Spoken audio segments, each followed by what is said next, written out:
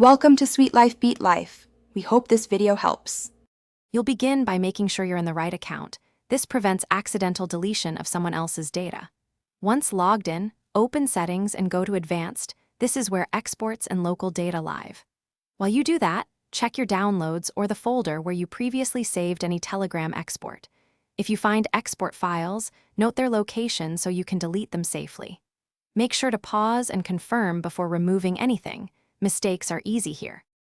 Now you actually remove the backup files. Delete any exported zip, JSON, or HTML from your computer and any linked cloud drives. This eliminates the physical copies. Next, return to Telegram and use data and storage to clear cache. This removes stored thumbnails and temp files.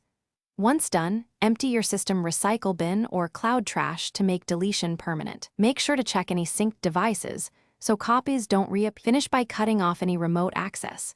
Go to Settings, Open Devices, and terminate sessions you don't recognize. This prevents others from restoring backups. If you want stronger security, change your password and enable two-step verification. This stops unauthorized re-exports. Once done, search your devices and cloud storage for the exported file names to confirm removal.